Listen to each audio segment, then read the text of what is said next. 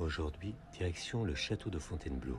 On part à la rencontre de Marie-Antoinette et de Louis XVI, mais pas comme dans les livres. Ici, l'histoire prend vie avec des scènes de théâtre jouées par des bénévoles en costume d'époque. Une expérience immersive au cœur du château de Fontainebleau. Vous êtes prêts? Allons découvrir les séjours de Marie-Antoinette et de Louis XVI.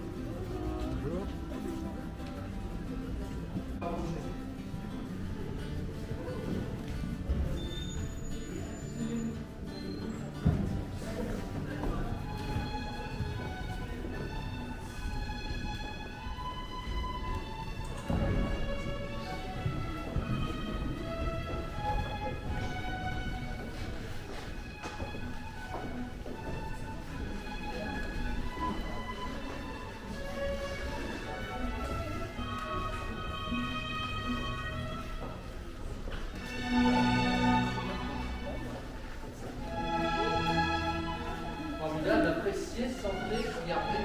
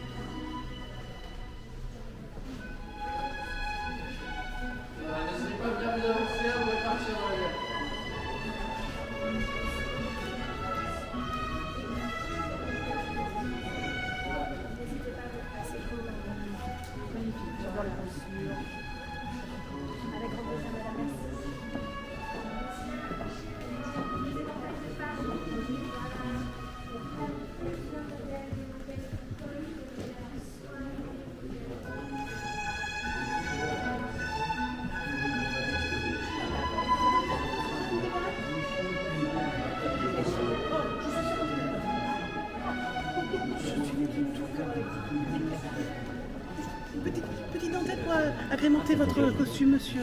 Il faut préparer le bal. Oui, c'est vrai. C'est un grand événement quand même. Oui, grand événement. Il faut quand même rendre hommage à notre reine. Oui. Vous allez bien sinon? Oh, oui, très bien. Bon, voilà. Merci.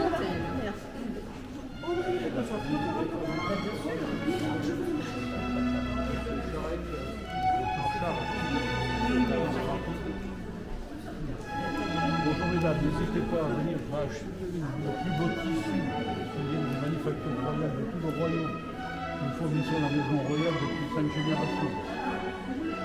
Mon cousin, Jean-Baptiste. Jean-Baptiste. Je m'occupe des livraisons des commandes. Gratuite à partir de 10 toises sur Paris.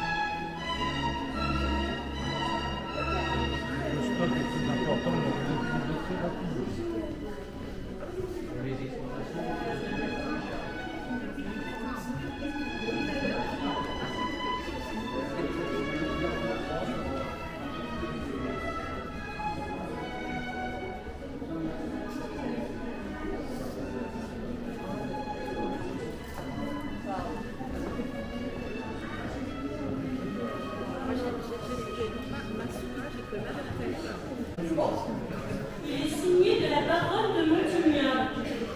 bien, que me veut-elle?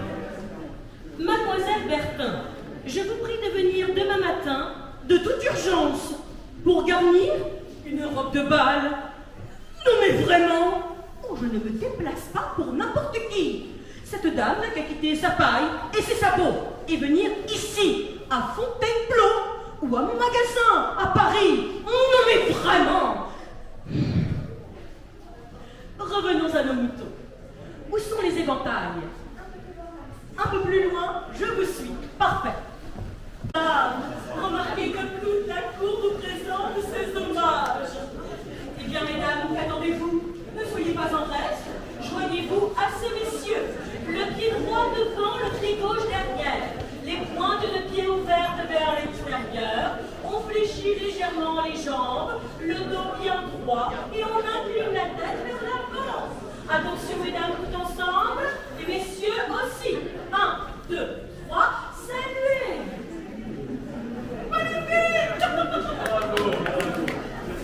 Très d'oublier ce séjour d'automne 1776, avec toutes ces fêtes, ces jeux, ces courses, ces spectacles.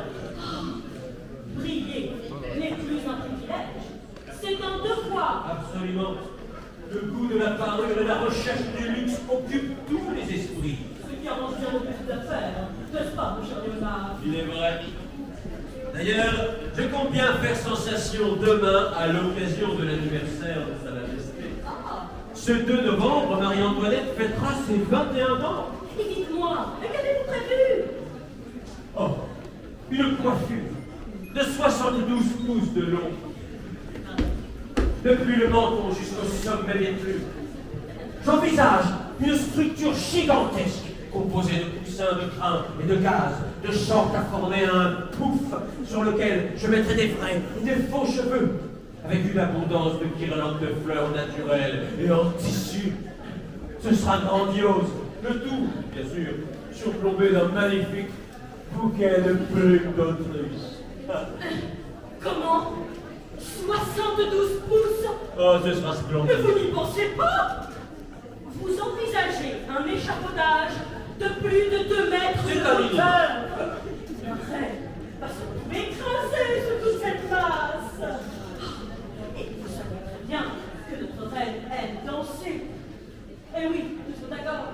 Elle voudra donc profiter du bal donné en son honneur. Réduisez donc de moitié la hauteur. Ce sera bien suffisant. Je déteste être bridé dans ma créativité. Marie-Jeanne, vous savez tout comme moi que c'est la reine qui tranchera. Oui, oui, oui. En attendant, je dois rejoindre Sa Majesté dans son cabinet privé tout à l'heure. Je suppose que nous nous y croisons. Ah non, pas aujourd'hui. Ah non, j'en sors. Oh, Je viens à l'instant de livrer à Sa Majesté sa dernière commande. Elle était ravie. Je suis complet. Je profitais de passer par cette galerie pour faire quelques emplettes avant de regagner Paris. D'ailleurs, Elisabeth, Elisabeth, avez-vous trouvé une mousseline de qualité chez le drapier? Ah, vous avez trouvé un magnifique brocart pour la commande de la princesse de Lamballe. Merveilleux! Montrez-le-moi! Bon, eh bien, ma chère Marie-Jeanne, je vois que les affaires vous appellent. À très bientôt. À demain, sans aucun doute. À demain, sans aucun doute. Vous êtes totalement dépourvu.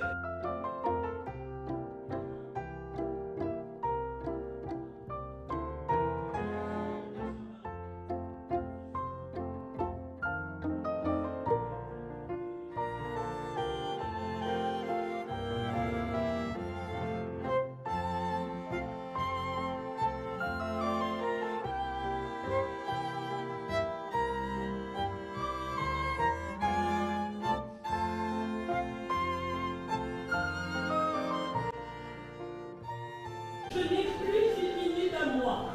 Je multiplie les allers-retours entre Versailles, Paris, Fontainebleau. Ma boutique au Grand Mogol. Impressionnant. En tant que marchande de mode attitrée de la reine. Elle est la mode, elle Elle fait la mode. En affirmant son goût, elle affirme son pouvoir. La reine assume ses choix. Ce que nous appelons éclat, d'autres l'appellent excès. Mais je suis tout seul, Le seul, l'unique, l'irremplaçable Léonard. bienvenue mon cher.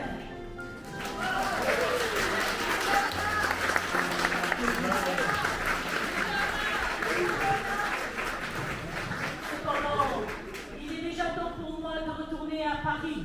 Allons, Elisabeth, au Grand Mongol. Quant à moi, Sa Majesté m'attend. À très bientôt, ma chère Marie-Jeanne. La bonne journée. À vous aussi. Allons, Elisabeth, des commandes nous attendent.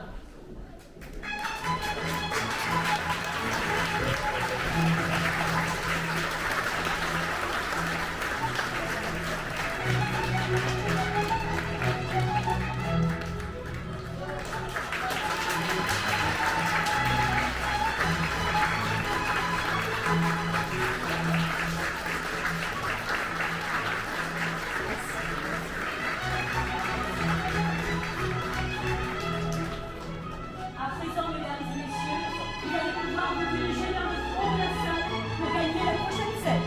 La bonne journée. Sortez, sortez.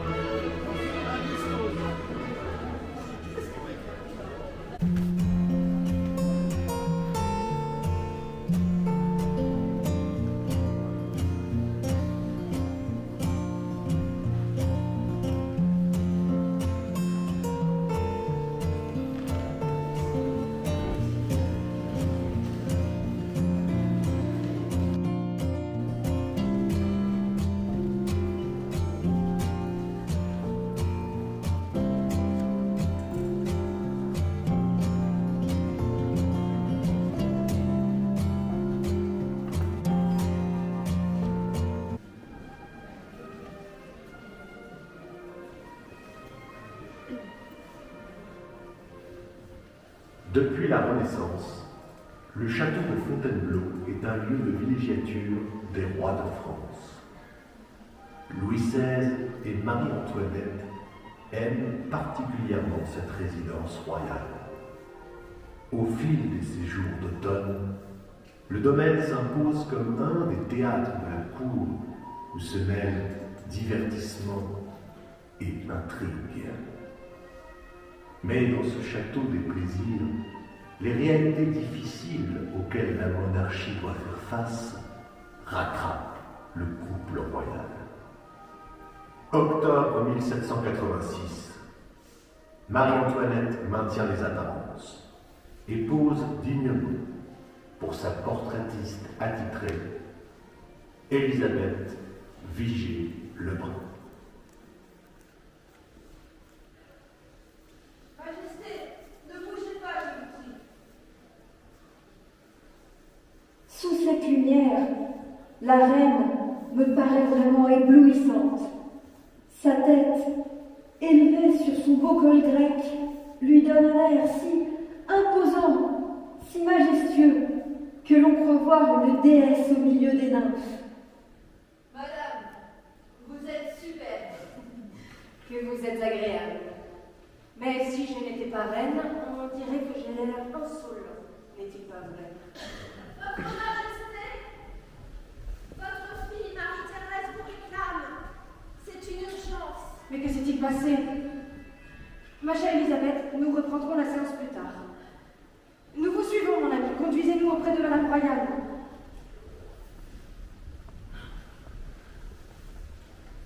Messieurs, la situation financière de notre royaume me préoccupe particulièrement. Heureusement, dans quelques semaines, nous signerons ici, à Fontainebleau, le traité de libre-échange avec l'Angleterre. En abaissant les droits de douane entre nos deux pays, ce traité ouvrira de nouveaux marchés à nos manufactures et stimulera notre commerce.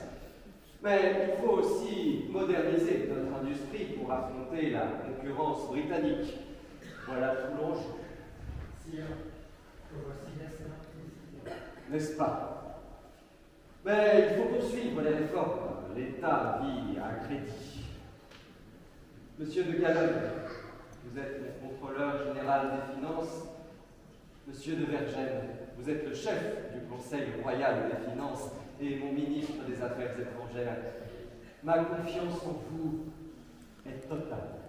Majesté, c'est un honneur. Monsieur, j'adhère complètement à vos propositions de réforme. Turgot et Necker ont tenté de réduire les dépenses et d'emprunter, mais ils n'ont pas osé toucher aux privilèges. Vous allez au cœur du problème. La noblesse et le clergé, qui jouissent de leurs biens et ne paient pas d'impôts, devront désormais contribuer comme tous les sujets du royaume. Nous devons instaurer l'égalité des Français devant l'impôt. Détendez-vous et profitez de ce séjour. Cette douceur de vivre dissipe nos ennuis. Vous avez raison, ma chère.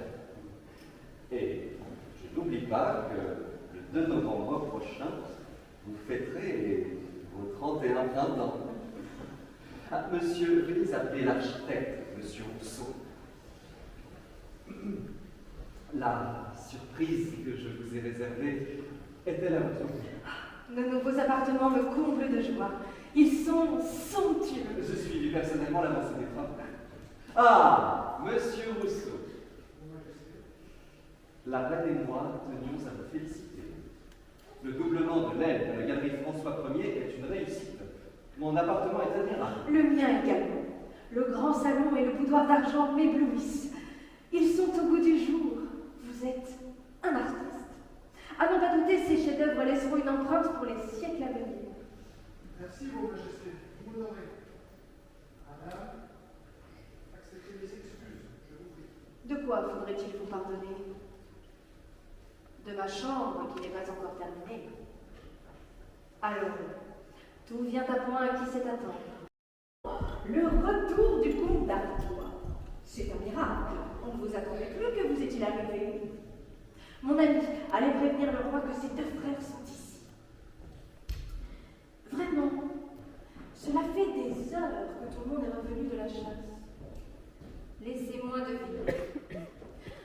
Vous poursuiviez une biche et vous vous êtes égaré.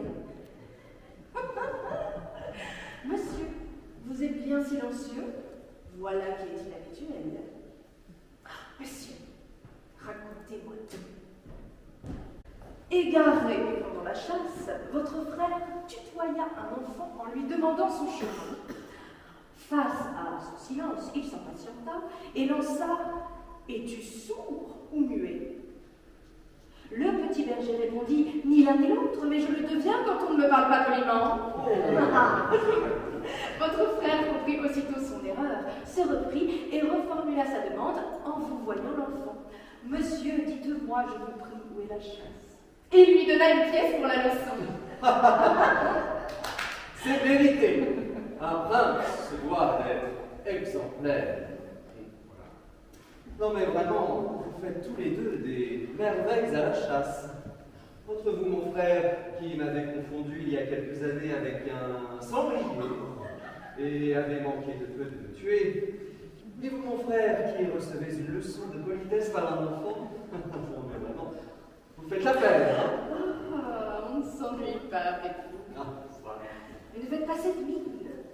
Allons, ne vous vexez pas. Alors parlons d'autre chose.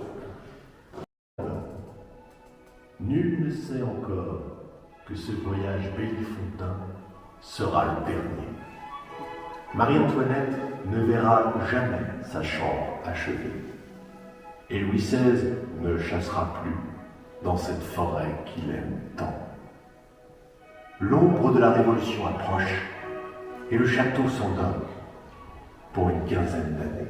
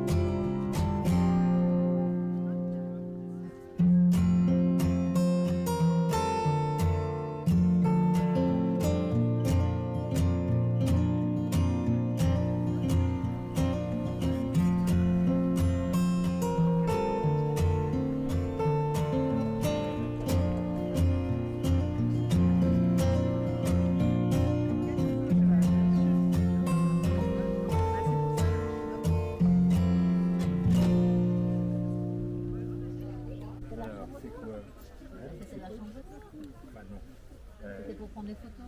C'est une lanterne magique. Ah.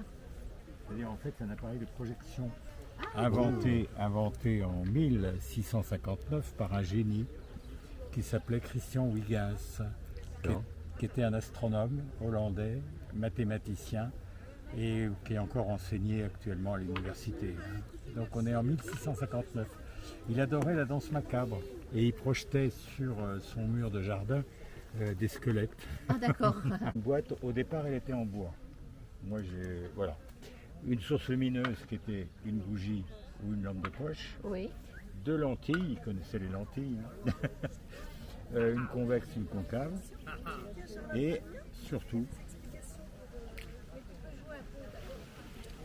pour projeter des histoires qui étaient peintes à la main sur des plaques en verre. Hein, ça c'est une originale. Je crois que je le dise devant ma femme parce qu'elle va m'engueuler, sortir les originales. Ah oui, il ne faut pas sortir les originales. Voilà. Il l'appelait le lanterniste. Il descendait de sa montagne dès les premiers flocons avec sa lanterne sur le dos. Souvent un petit garçon qui jouait d'un petit instrument facile et on projetait dans des salles noires. Alors il faut imaginer quand même à l'époque, on est en 1700 par exemple, sur le mur apparaissaient des sorcières, des dragons, les gosses hurlaient, il y avait de la fumée parce que bon, ça faisait de la fumée la bougie, hein. Je ne sais pas ce que ça devait donner. Allez-y, on fait.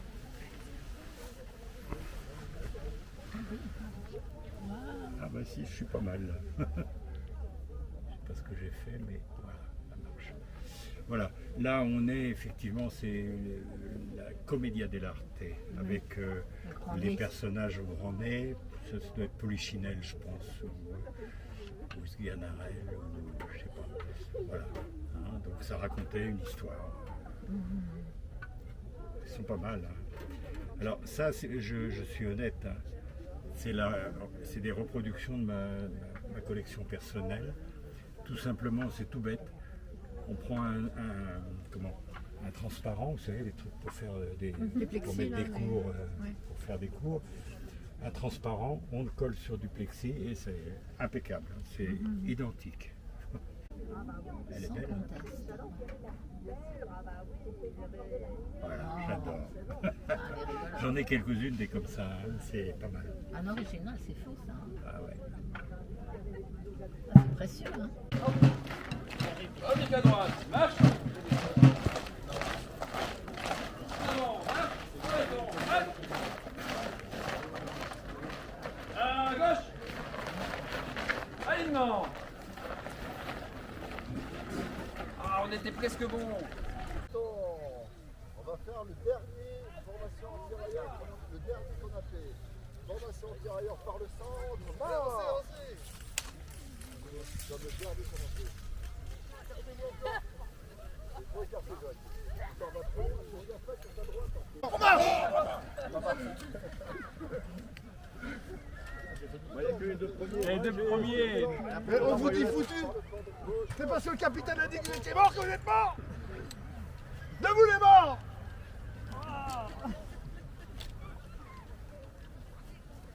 Moteur en avant, marche. Gauche, gauche, gauche, gauche, gauche. À droite, direction. Marche. Marche.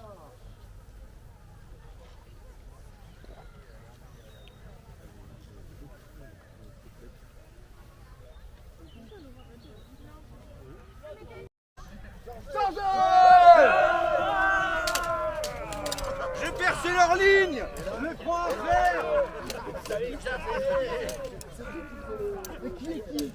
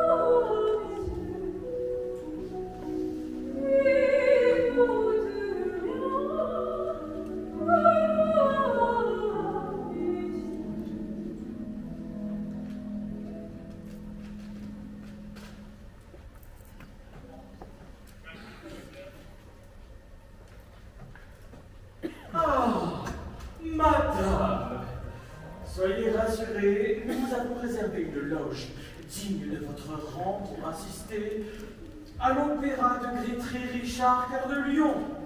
Tout ira bien. Monsieur, non. Je vous ai déjà dit que je n'avais pas de place pour assister au ballet des déserteurs. Vous voyez toujours auprès du premier gentilhomme de la chambre? Bon, je ne vous ai rien dit. Allez, je continue, j'ai du travail. Je suis occupé, effectivement. Monsieur Poupillon de la Ferté. Mesdames. Enfin, Un instant, je vous prie, c'est une urgence à régler.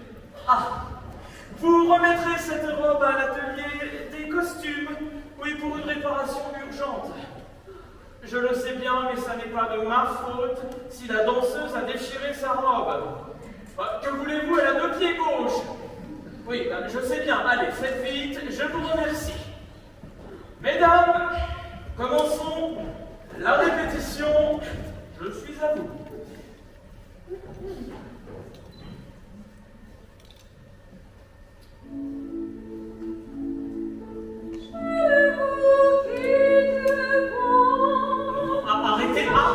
Arrêtez!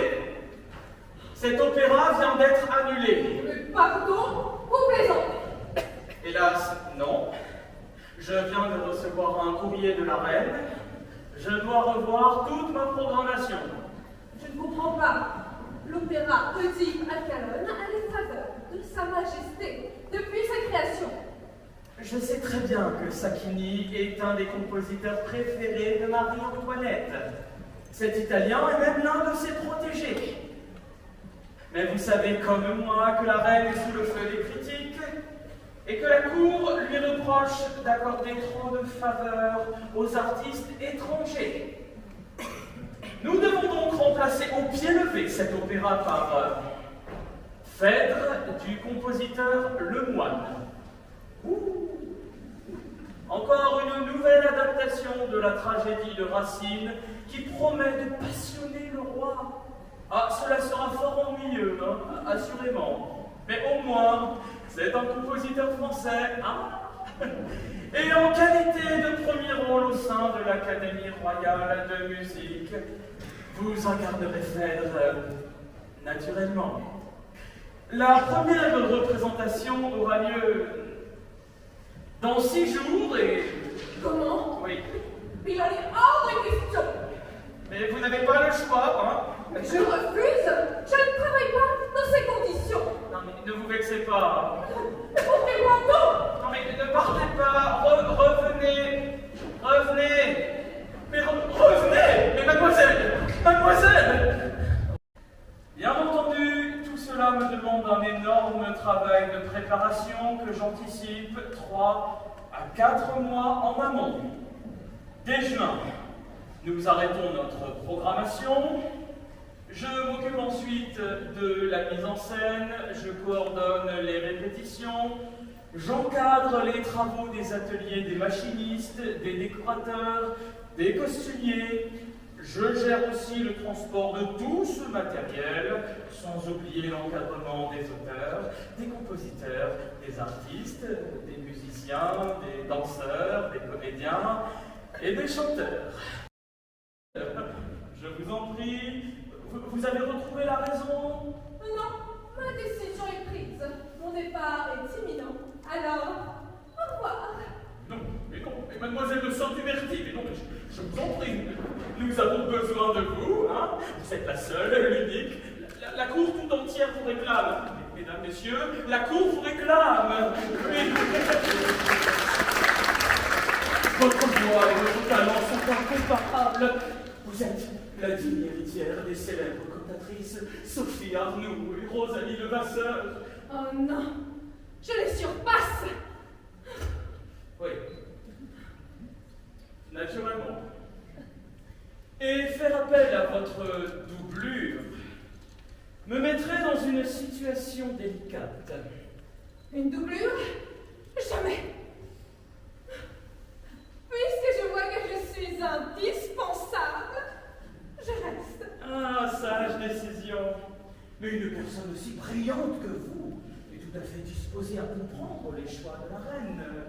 Vous savez comme moi que Marie-Antoinette a un goût certain pour la musique et il lui arrive régulièrement d'intervenir dans les choix de programmation. N'oubliez pas que Sa Majesté est une musicienne passionnée. Elle chante, joue de la harpe, du clavecin et parfois compose même des airs tout à fait charmants. Mais je le sais bien.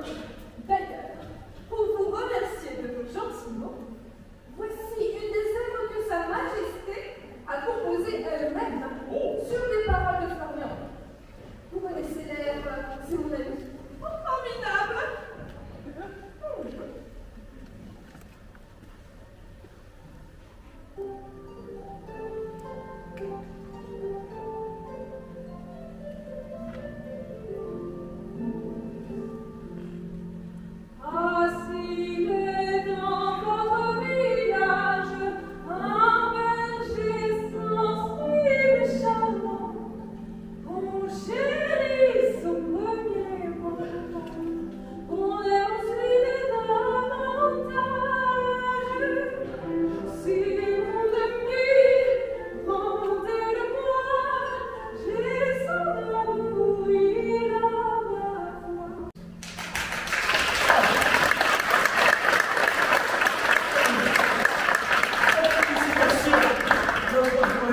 diamant pur. Oh, je vous remercie.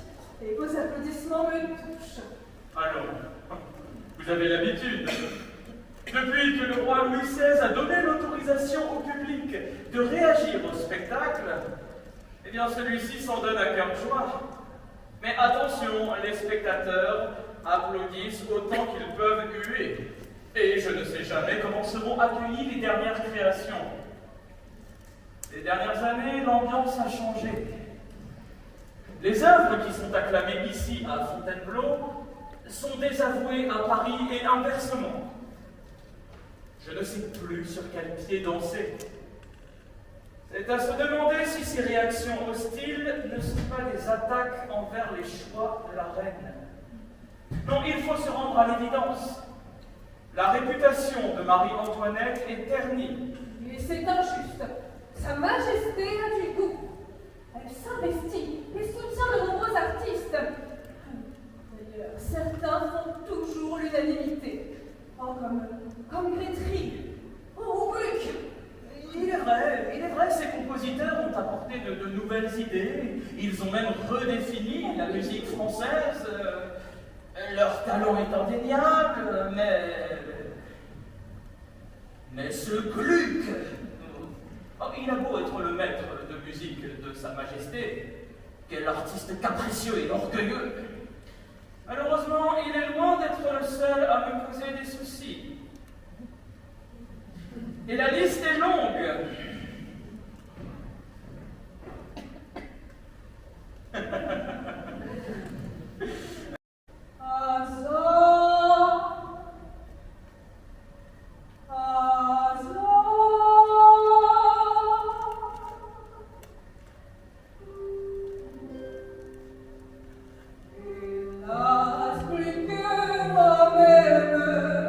Je sens que je t'aimais.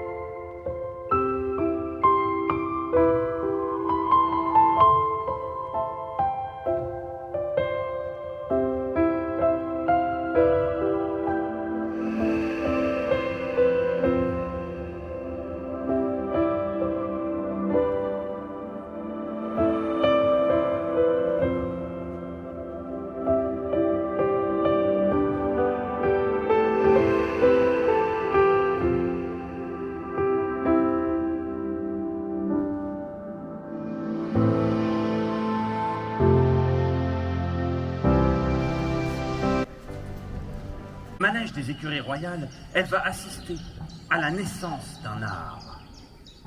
Un homme arrive d'Angleterre. Il s'appelle Philip Astley, major de cavalerie dans l'armée de Sa Majesté britannique, un soldat, un homme de cheval.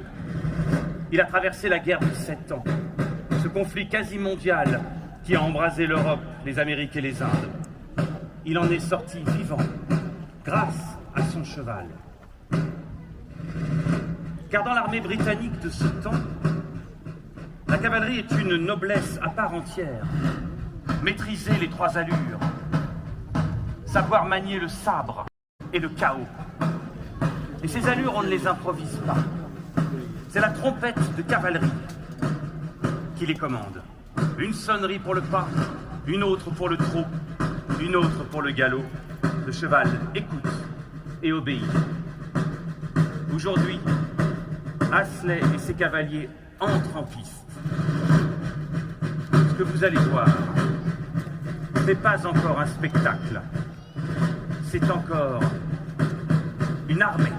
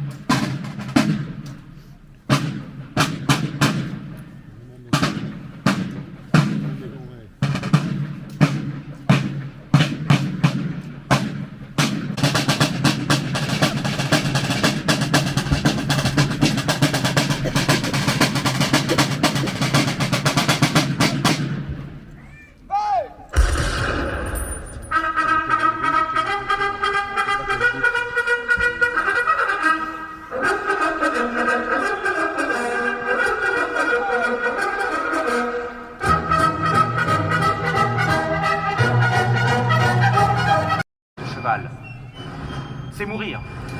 Alors on apprend à ne jamais tomber. On apprend l'aplomb. Ces points d'équilibre parfait entre le poids du corps et la cadence de l'animal. Ce moment où le cavalier et le cheval ne font plus qu'un seul être en mouvement. Sauter sur un cheval au galop, tenir debout sur sa selle, tournoyer, bondir, défier la gravité.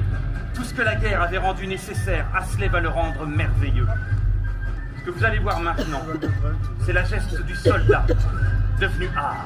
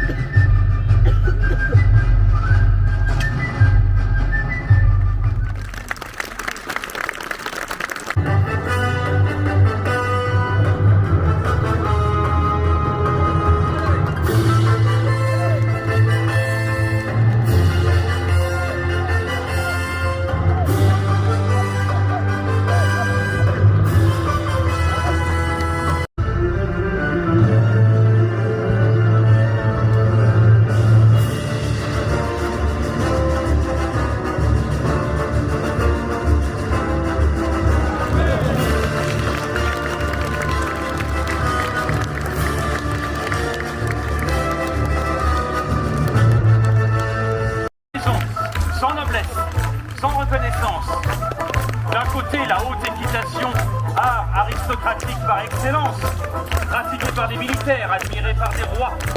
De l'autre, les arts de la rue, humbles, nomades, populaires. tolérés, mais jamais vraiment accueillis. Deux mondes qui ne s'étaient jamais touchés, Astley va les réunir sur une même piste. Et de cette rencontre improbable, le noble et le populaire, le cheval de guerre et le jongleur de poire, naît quelque chose que personne n'avait prévu et qu'on appellera le cirque. Oyez, braves gens! Approchez, approchez, approchez, approchez! La parade du cirque des saltimbanques va commencer! Et la parade des saltimbanques commence avec celui qui défie les lois de la pesanteur et de l'équilibre. Notre extraordinaire équilibriste sur échelle, libre, Monsieur Firmin. Hey! Donc, la jonglerie. Regardez, les jongleurs de feu. Et notre jongleuse d'anneau, Maria. Hop, hop, hop, hop, hop, hop, hop. Alexandre, Charles et Gloria, on les applaudit bien fort. Et on est capable de jongler avec le feu, mais aussi de cracher le feu chez les saltimbanques. Et chez nous, ce n'est pas un homme mais une femme qui a ce talent. Regardez-la, Miss Svetlana. Oui, les flammes de l'enfer. Et la parade continue avec nos acrobates de saltimbanques. Allez, mesdemoiselles, équilibre sur place. Oui. Demi-tour. Allez, équilibre sur place. Et pas. Magnifique. Ridicule, le tailleur. Cet homme recoue les uniformes, rafistole les tenues, soigne les tissus déchirés par la guerre. Mais monter à cheval, jamais. C'est l'ancêtre de tous les clowns du monde. Aujourd'hui, il s'appelle Firmin.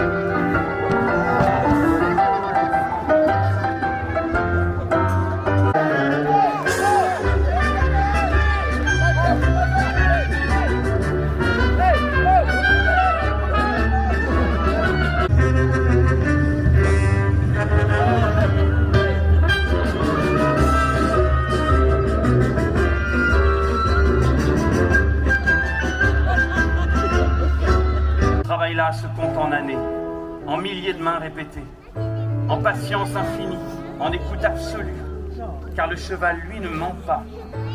Il sent tout, il sait tout et ne donne sa confiance qu'à celui qui la mérite. Six frisons, leurs robes noires comme l'encre, leurs crinières comme des vagues, qui évoluent sous la seule autorité d'une femme et de sa voix.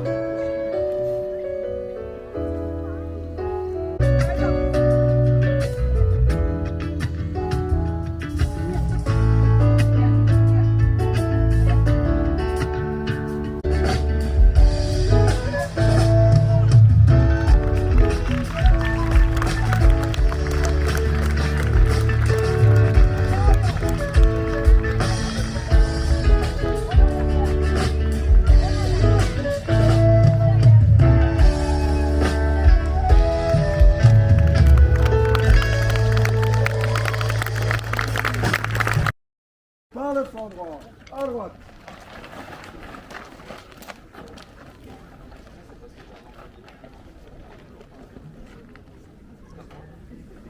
Bataillon. Bas.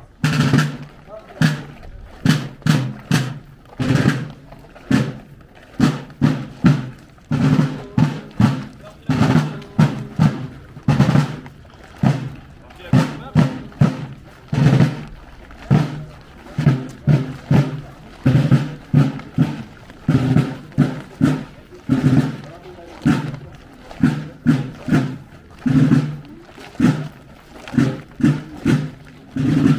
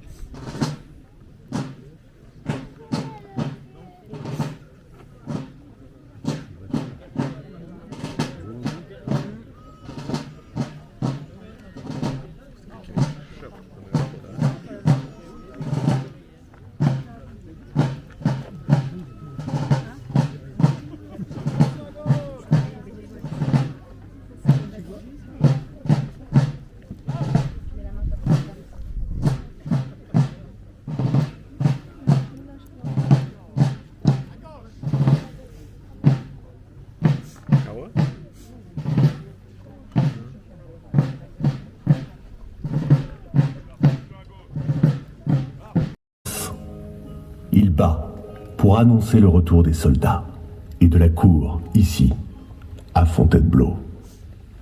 Voilà 5 ans que ces allées étaient silencieuses. 5 ans d'absence. Car depuis 1778, la France était en guerre. Pas sur son propre sol, mais de l'autre côté de l'Atlantique, dans les colonies d'Amérique du Nord.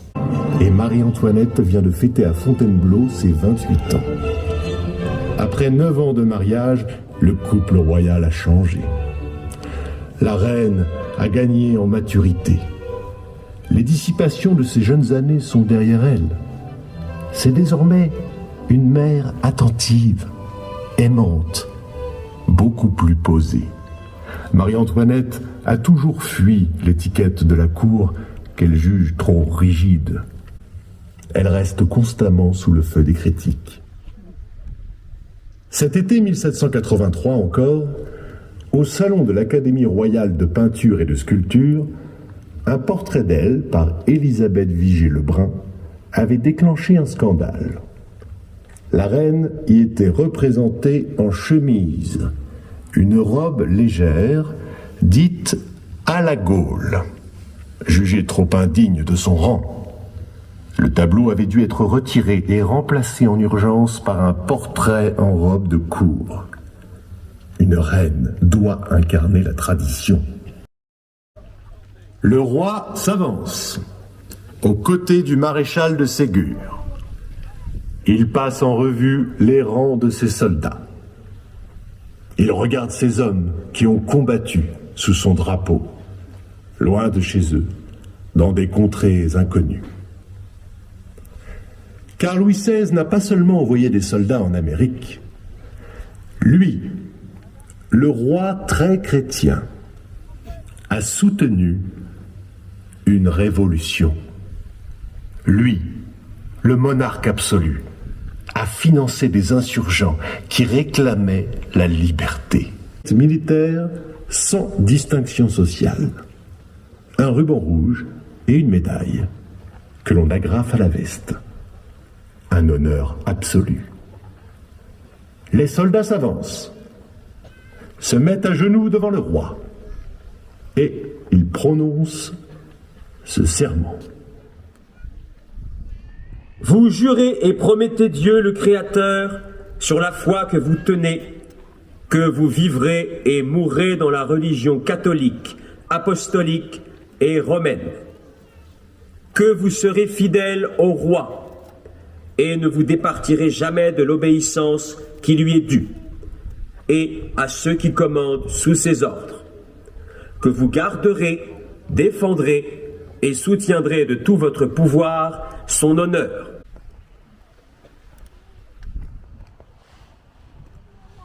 Par Saint-Louis, je vous fais chevalier. La vie de cour reprend ses droits, brillante, ordonnée, fascinante. La guerre d'Amérique a coûté à la France entre 1 milliard et 1 milliard 300 millions de livres tournés. C'est le coût de trop. Les réformes fiscales s'imposent, mais elles se heurtent à des résistances féroces. La noblesse ne veut pas payer, le clergé non plus, et le peuple n'a plus rien à donner. Louis XVI le sait. Il comprend la mécanique du désastre. Il comprend que quelque chose doit changer.